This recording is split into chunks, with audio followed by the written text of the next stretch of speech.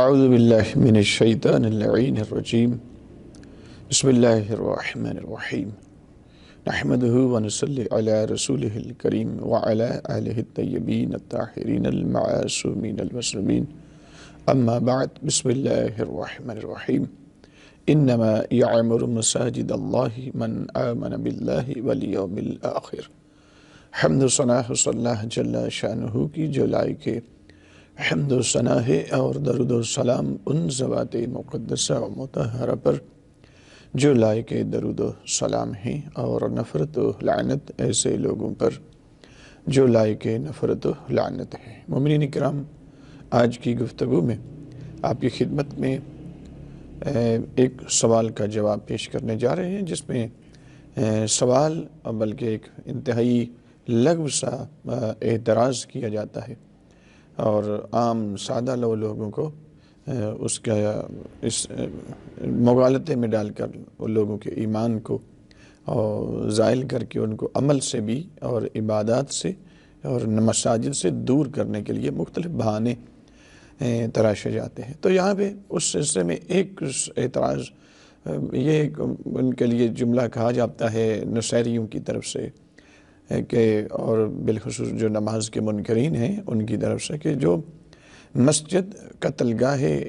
امام ہے کہ اس لیے ہم کبھی قتل گاہ میں نہیں جاتے۔ تو یہ ایک ان کا کہنا، اور اس سلسلے میں کافی لوگ پھر ان سے لوگوں کی ان یاوہ گوئی کا شکار ہو جاتے ہیں، اور اس سے اثر لے کر اسی طرز کی وہ بھی گفتگو کرنا شروع کر دیتے ہیں۔ تو اس سلسلے میں آج پہلا سوال اعتراض اور اس کا جواب میں ابھی آپ کی خدمت میں پیش کرنے جا رہا ہوں۔ اس سلسلے میں آیت مجیدہ جو میں نے تلاوت کی ہے وہ سورہ مبارکہ توبہ کی آیت نمبر 18 ہے۔ تو اس آیت مجیدہ میں اللہ رب العزت نے مساجد کے آباد کرنے کا حکم دیا ہے، لیکن یہ گفتگو میں اصل احادیث اور آیات کے تحت تو بعد میں آتا ہوں۔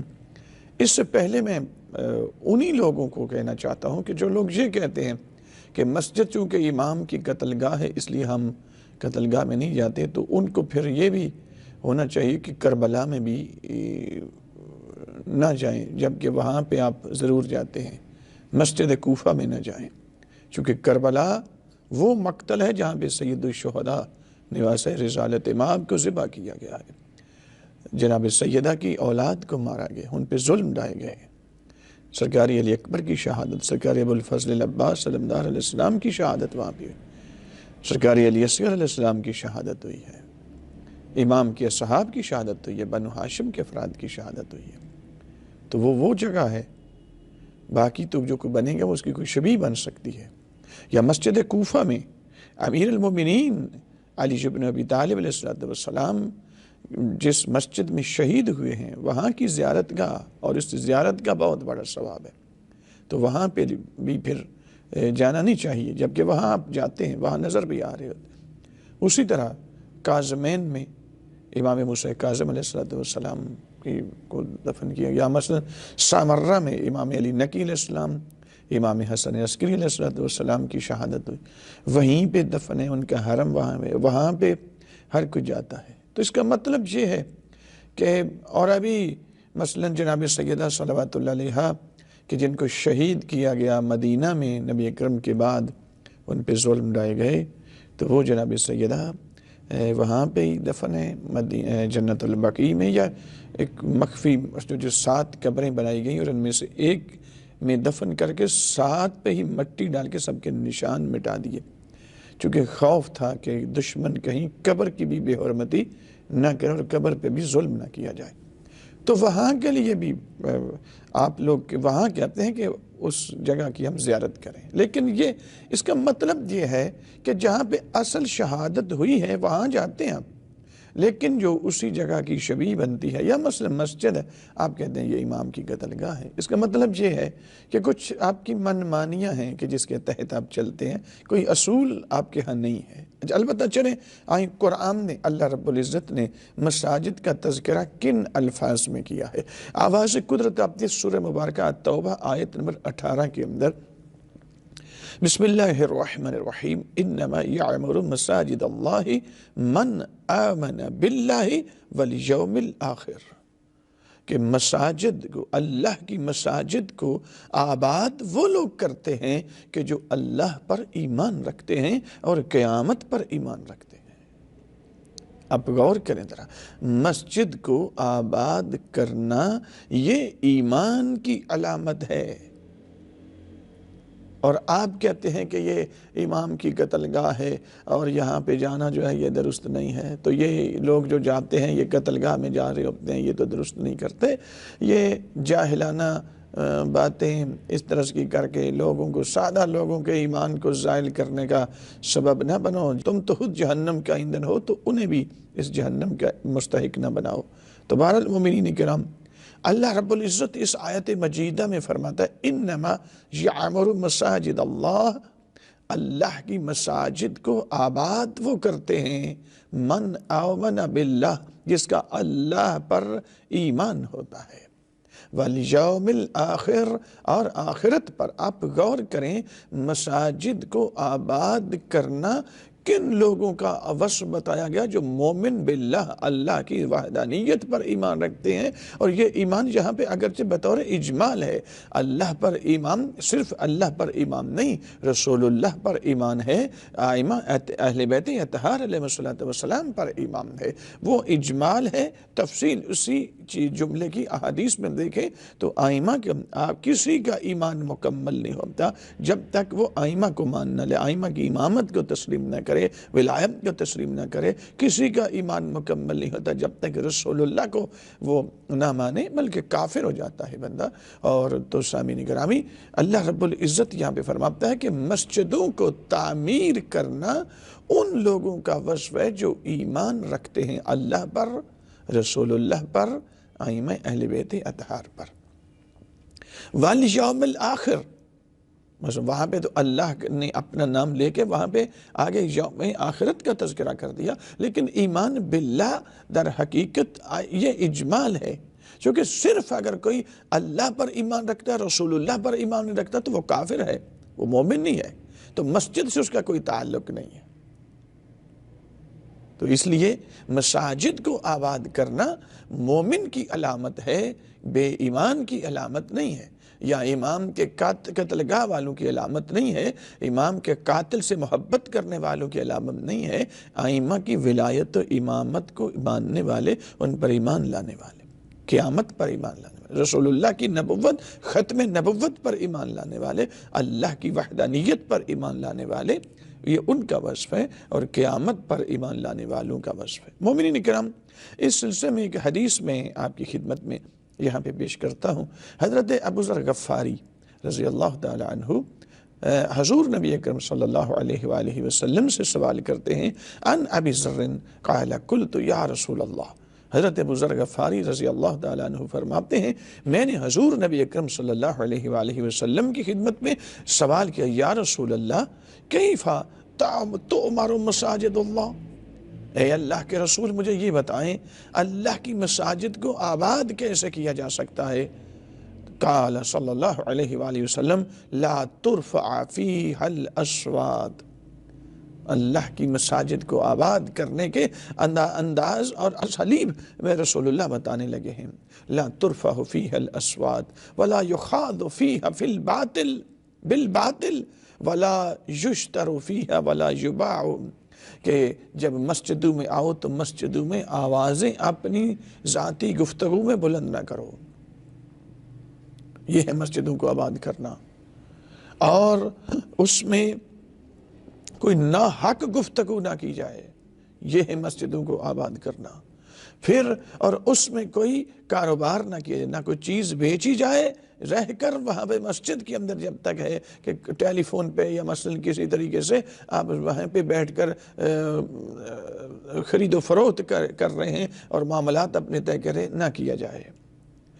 وَتَرْكُ اللَّغْوَ مَا دُمْتَ فِيهَا، جب تک تو مسجد میں ہے لغو و لہو باتوں سے اجتناب کرنا۔ فَإِن لَمْ تَفْعَلْ فَلَا تَلُومُنَّ يَوْمَ الْقِيَامَةِ إِلَّا نَفْسَكَ، اور اگر تو نے ایسا نہ کیا، یعنی مسجد میں گیا ہے اور تو آوازیں بھی بلند کر رہا ہے، اور پھر ساتھ تم اپنے ناحق گفتگو بھی وہاں پہ کر رہے ہو، اور پھر کاروبار بھی وہاں پہ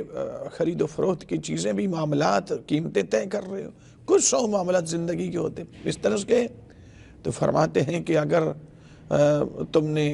ایسا نہ کیا تو قیامت کے دن کسی اور کو تو ملامت نہیں کرے گا، تو خود اپنی ذات کو تم ملامت کرو گے. رسول اللہ حضرت ابو ذر غفاری کے ذریعے سے پوری امت کو قیامت تک یہ حضور نبی اکرم پیغام دے رہے ہیں. تو اب مجھے یہ بتائیں، اگر مسجد میں جانا درست نہ ہوتا اور بقول ان گمراہ نصیریوں کے، بے دین اور بے ایمان لوگوں کے، کہ جو کہتے ہیں کہ مسجد امام کی قتل گئے وہاں پہ نہ جاؤ، تو رسول اللہ تو اس میں جانے کے آداب بتا رہے ہیں. اگر کوئی مسجد میں آتا ہی نہ تو رسول اللہ خود کہہ دیتے بھائی یہاں تو درست نہیں ہے، نعوذ باللہ. اس کے علاوہ اتنی زیادہ احادیث ہیں اس سلسلے میں. پھر مسجد کی طرف چل کر جانا، آپ ذرا اس کے احادیث کے اندر دیکھیں، بحار الانوار جلد نمبر 76 میں، کہ وہاں پر حدیث کیا ہے، من مشا الی مسجد یطلب فیہ الجماعہ کان لہ بکل خطوۃ 70,000 حسنۃ. فرماتے ہیں کہ جو بندہ مسجد کی طرف چل کے گیا اور اس نیت سے کہ وہاں پر نماز جماعت میں پڑھوں گا، نماز اپنی جماعت کے ساتھ پڑھوں گا، کان لہ بکل خطوۃ، اس کے ہر اٹھتے ہوئے قدم کے بدلے میں 70,000 حسنۃ، اس کے لیے اللہ رب العزت 70,000 نیکیاں لکھ دے گا ہر اٹھتے ہوئے قدم کے بدلے. مثلا ایک قدم اٹھا 70,000 نیکیاں. میرے آقا کی حدیث ہے بھائی، معصومین کیا فرما رہے. وَيُرْفَعُ لَهُ مِنَ الدَّرَجَاتِ مِثْلُ ذَلِكَ، اور 70,000 نیکیاں ہر قدم کے بدلے میں اس کو عطا کی جاتی ہیں، اور 70,000 درجات ہر اٹھتے ہوئے قدم کے بدلے میں اس کے بلند کیے جاتے ہیں. اور پھر مومنین کرام وَإِن مَاتَ وَهُوَ عَلَى ذَلِكَ، اور اگر اسی طرح چلتے ہوئے اس کی موت واقع ہو جاتی ہے، اس کی روح قبض کر لی جاتی ہے، وَقَلَ اللَّهُ بِهِ 70,000 ملک یعودونہ فی قبرہ. فرماتے ہیں کہ اللہ اب اس کی قبر پر اس کے لیے 70,000 ملائکہ اس پر مقرر کر دیتا ہے، اور وہ ملائکہ باری باری اس کی قبر میں گروہ در گروہ ہو کے آتے رہتے ہیں. وَيُؤْنِسُونَهُ فِي وَحْدَتِهِ، دنیا میں جب کبھی بیمار ہوتا تھا، پریشان، کہیں سے بیٹے، کہیں سے دوست، کہیں سے اولاد، بیٹیاں، کہیں سے ماں باپ، کہیں سے بھائی آتے تھے، تسلی دیتے تھے. قبر میں بھائی بیٹے نہیں ہیں، اولاد نہیں ہے، رشتہ دار نہیں ہے، تو کیا ہے وہ جو پتہ چلے گا، وہ جو مسجد کی طرف اپنے قدموں سے چل کے جاتا رہا ہے، تو وہاں پہ فرماتے وَيُؤْنِسُونَهُ فِي وَحْدَتِهِ، وہ 70,000 ملائکہ اس کا دل بہلائیں گے اس کی تنہائی کے اندر، قبر کے اندر جب تنہا رہ جائے گا. وَيَسْتَغْفِرُونَ لَهُ حَتَّى يُبْعَث، اور یہ 70,000 ملائکہ اس کے لیے اللہ سے مغفرت طلب کرتے رہیں گے، استغفار کرتے رہیں گے. اور کب تک یہ سلسلہ جاری رہے گا؟ فرماتے ہیں جب تک قیامت قائم نہیں ہو جاتی. یہ مومنین کرام بحار الانوار جلد نمبر 76 ہے اور صفحہ نمبر 336 ہے. یہ حدیث وہاں پر موجود ہے. تو یہاں مسجد کی طرف چل کے آنے کا اجر و ثواب کیا ہے؟ اب ذرا غور کریں، گمراہ لوگ آپ کو کیا کہہ رہے ہیں، اور حضور نبی اکرم اور باقی معصومین، ائمہ معصومین علیہ السلام کیا فرما رہے ہیں. اس کے علاوہ جب مسجد میں آ گیا بندہ اور مسجد میں بیٹھ گئے، تو پھر فرماتے ہیں حضور نبی اکرم کی ہی یہ بھی حدیث ہے، فرماتے ہیں یا ابا ذر ان اللہ تبارک و تعالی یعطیک ما دمت جالسا فی المسجد بکل نفس تنفست درجتا فی الجنہ. اے ابو ذر غفاری، کہ اللہ رب العزت تجھے کیا عطا کرے گا؟ فرماتے ہیں جب تک تو مسجد کے اندر بیٹھے گا اور جتنی تو سانسیں لے گا، ہر سانس کے بدلے میں جنت کے اندر اللہ تیرے لیے ایک درجہ بلند کر دے گا. وَتُصَلِّ عَلَيْكَ الْمَلَائِكَةُ، اور ملائکہ تیرے لیے رحمت کی دعا کر رہے ہوں گے. وَتُكْتَبْ لگا بکل نفس تنفست فیہ عشر حسنات، اور ہر سانس جو تو لیتا ہے، تیری ہر سانس کے بدلے میں اللہ تیرے لیے 10 نیکیاں تجھے 10 حسنات عطا کرے گا، وَتُمْحَ عَنْكَ عَشْرُ سَیِّئَاتٍ، اور تیری ہر سانس کے بدلے صرف 10 نیکیاں ہی نہیں تجھے دی جائیں گی، تیرے 10 گناہ بھی مٹا دیے جائیں گے۔ مومنین کرام، بہار الانوار جلد نمبر 85 سے یہ حدیث میں نے لے کے پڑھی، آپ کی خدمت میں تلاوت کی ہے۔ اور اس کے بعد مومنین کرام، احادیث اس سلسلے میں بہت زیادہ ہیں۔ حضور نبی اکرم کیا فرما رہے ہیں، اور ایمان اور اسلام کا دشمن خدا اور رسول کا دشمن نصیری اور بے دین کچھ لوگ جو ہیں وہ لوگوں کو کیا کہہ رہے ہیں کہ مسجد امام کی قتل گاہ ہے، یہاں نہ جاؤ۔ حضور نبی اکرم فرماتے ہیں اس کی طرف چل کے آؤ، ہر قدم پر 70,000 نیکیاں ملیں گی، 70,000 درجات بلند ہوں گے، رستے میں موت واقع ہوں گے، ملائکہ 70,000 ملائکہ تیری قبر میں آیا جایا کریں گے قیامت تک کے لیے تیرے لیے استغفار۔ اور پھر فرماتے ہیں جب مسجد پہنچ گئے، مسجد میں بیٹھ گئے، تو جتنی سانسیں تم لوگے، ہر سانس کے بدلے میں 10 حسنات ملیں گی، 10 گناہ مٹا دیے جائیں گے۔ مومنین کرام، اس کے میں عرض کر رہا ہوں، اس میں بہت زیادہ احادیث ہے، میں بڑے اختصار کے ساتھ اور بڑی تیزی کے ساتھ میں 1 یا 2 احادیث آپ کی خدمت میں اور پیش کرنے لگا ہوں۔ ایک حدیث اور سنیں، اور یہ حدیث ہے حضرت امام جعفر صادق علیہ السلام کی، یہ بہار الانوار کی جلد نمبر 83، جلد نمبر 83 کے اندر یہ حدیث موجود ہے۔ امام کیا فرماتے ہیں؟ امام فرماتے ہیں ثلاثۃ یشکون الی اللہ عز وجل، 3 چیزیں اللہ کی بارگاہ میں شکایت کریں گی۔ مسجد خراب لا یصلی فیہ اہلہ، ایسی مسجد کے جس میں اس کے ارد گرد والے لوگ نماز ادا نہیں کرتے، یہ مسجد قیامت کے دن اللہ کی بارگاہ میں شکایت کرے گی، گواہ بن جائے گی ایسے بے دین لوگوں کے خلاف کہ جو آ بھی سکتے تھے آتے نہیں، بلکہ روکتے رہے اللہ کی گھر کی طرف مسجد میں آنا۔ ایک چیز کہ مسجد شکایت کرے گی، گواہ بن جائے گی تمہارے خلاف۔ اور نمبر 2، عالم بین جہالم، ایسا عالم جو جاہلوں کے درمیان گھر چکا ہے، وہ عالم بھی شکایت کرے گا۔ ومصحف معلق، اور ایسا وہ قرآن کے جو لٹکا ہوا ہوتا ہے، یعنی الماریوں کی زینت بنا ہوتا ہے، خوبصورت اس پہ کور چڑھایا ہوتا ہے، لیکن معلق قد وقع غبار لا یقرأ فیہ، اس پر غبار پڑا ہوتا ہے لیکن اس کی تلاوت کرنے والا کوئی نہیں ہوتا۔ یہ قرآن بھی اس کے خلاف گواہ بن جائے گا اور اللہ کی بارگاہ میں شکایت کرے گا۔ اور آج بھی یہ شکایت یشکون الی اللہ، یہاں امام نے بڑا فعل مضارع کا صیغہ یشکون، فعل مضارع استعمال کیا، یہ نہیں کہ قیامت کے دن ہی شکایت کریں گے، آج بھی ہر لمحہ ایسے بندے کے خلاف مسجد گواہ بن رہی ہے اور اللہ کی بارگاہ میں شکایت کر رہی ہے، قرآن شکایت کر رہا ہے۔ مومنین کرام، تو صرف بات یہاں تک نہیں ہے، ایک حدیث اور سن لیں، قال اوحی اللہ الیہ، یہ حدیث بھی حضور نبی اکرم صلی اللہ علیہ وآلہ وسلم کی حدیث ہے۔ میرے آقا فرماتے ہیں اوحی اللہ الیہ، اللہ رب العزت نے مجھ پر وحی کی، یا اخ المرسلین و یا اخ المنذرین انذر قومک لا يدخل بیتا من بیوتی، اے میرا حبیب، اے انبیاء کے بھائی، اے منذرین کے بھائی، اے مرسلین کے بھائی، اے رسالت امام، آپ کو اپنی قوم کو ڈراؤ، انذار کرو کہ وہ بندہ میرے گھر میں داخل نہ ہو، لا يدخل بیتا من بیوتی، میرے گھروں میں سے جو گھر مسجد ہے اس کے گھر میں داخل نہ ہو، والے احد من عبادی اندہ احدہم مظلمتن، کہ جس نے کسی کے اوپر کوئی ظلم کیا ہے یا کسی کے کوئی حق اس کی گردن پر موجود ہے، فإنی العنہ ما دام قائما یصلی بین یدی، فرماتے ہیں کہ اللہ رب العزت فرماتا ہے کہ میں جب تک وہ ظلم کر کے آپ ہر مسجد میں آ کے کھڑے ہو کے میری بارگاہ میں نماز ادا کرتا ہے، وہ نماز پڑھتا ہے، میں اس پر مسلسل میری طرف سے اس پر لعنت آ رہی ہوتی ہے، حتی یرد تلک المظلمہ، حتیٰ کہ وہ اس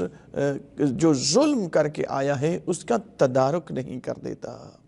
اور جب تدارک کر دیتا ہے فَأَكُونَ سَمْعُهُ الَّذِي يَسْمَعُ بِهِ، اب جب تدارک کرتا ہے اور پھر مسجد میں آتا ہے اور اب میری بارگاہ میں حاضر ہوتا ہے اور نماز ادا کرتا ہے تو آواز قدرت آتی ہے، میں اللہ وہ اس کا کان بن جاتا ہوں جس کے ذریعے وہ بات کو سنتا ہے،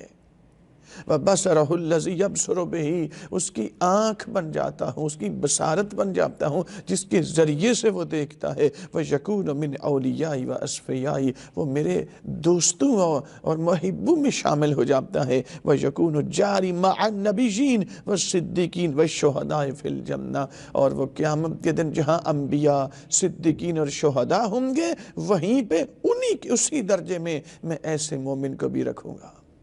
کہ جو اپنی گردن کو حقوق سے پاک کرے اور پھر مسجد میں آئے، میرے گھر میں آئے اور پھر نماز ادا کرے۔ اب مومنین کرام، جلدی سے میں نے چند ایک احادیث آپ کی خدمت میں پیش کی ہیں۔ ایک تو یہ کہ مسجد میں کو آباد کرنا ایمان کی علامت ہے، ایمان کے ساتھ مشروط ہے۔ نمبر 2، مسجد کی طرف چل کے آنا۔ نمبر 3، مسجد میں آ کے بیٹھنا، جتنی سانس لوگے اس کا اجر و صلہ کیا ہے۔ اور نمبر 4 کہ مسجد شکایت کر رہی ہے آج بھی ایسے لوگوں کی۔ نمبر 5 کہ اللہ رب العزت ظالم کا مسجد کے اندر آنا یہ پسند نہیں کرتا، لیکن اگر وہی ظالم اس ظلم کا تدارک کر کے واپس آتا ہے تو اللہ رب العزت اس کا صلہ کیا دیتا ہے کہ قیامت کے دن جہاں پہ انبیاء، صدیقین، شہداء ہوں گے، پروردگار ایسے مسجد میں آنے والے نمازی کو جو اپنی گردن کو حقوق سے عزام کروا کے پھر مصلی پہ کھڑا ہوتا ہے، پروردگار اس کو کیا صلہ دیتا ہے؟ انبیاء،